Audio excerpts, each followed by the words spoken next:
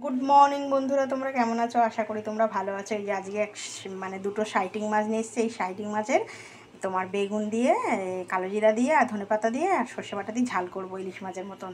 কে কে শাইটিং মাছ বন্ধুরা, কালো সর্ষে, তোমার হচ্ছে সাদা সর্ষে, কাঁচা লঙ্কা আর একটু লবণ দিয়ে দিচ্ছি। এটা মিক্সিতে ভালো করে বেটে নেবো।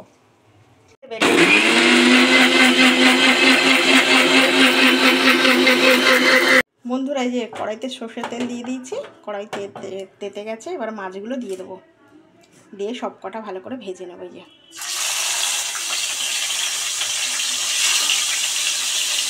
খুব টেস্ট, এটা ইলিশ মাছের মতন খেতে লাগে। শাইটিং মাছ কে কে খেয়েছো আমাকে কমেন্ট করে জানাবে।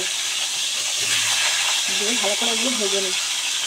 বন্ধুরা, এক পিঠ ভাজা হয়ে গেছে, উল্টে দেবো। এই যে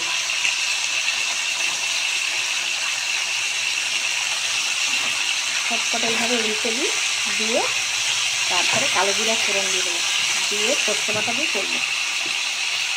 বন্ধুরা, এক পিঠ ভাজা হয়ে গেছে। এবারে এই যে কালো জিরাটা দিয়ে দিলাম, দিয়ে এবারে এর মধ্যে মশলাটা দিয়ে দেবো।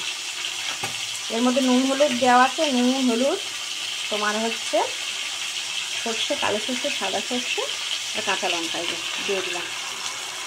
সব এর মধ্যে দেওয়া আছে।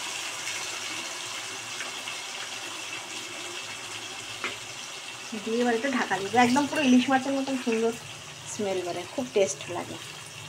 দিয়ে এবার ঢাকা দিয়ে দেবো, আস্তে আস্তে হবে। ফুটে গেছে, একটু টমেটোও দিয়ে দেবো। ওই দেখো, একটু টমেটো দিয়ে দিলে টেস্টটা ভালো হবে। পরে ধনে পাতাটা দিয়ে দেবো। একদম ইলিশ মাছের মতো সেন্ট বেরোচ্ছে। এই যে ফুটবে, ঢাকা দিয়ে দেবো। শাইটিং মাছ রেডি হয়ে গেলে এবার ওপর দিয়ে একটু ধনে পাতা ছিটিয়ে দিচ্ছি। এই দেখো একদম রেডি। এবার এটা একটু কাঁচা তেল দিয়ে একটু সার্ভ করবো, তোমাদের কাছে নিয়ে ফিরছি। এই দেখো পুরো রেডি। এইভাবে রান্না করে খাবে, খুব টেস্ট, পুরো একদম ইলিশ মাছের মতন খেতে লাগে। এরকমভাবে বানিয়ে খাবে বন্ধুরা।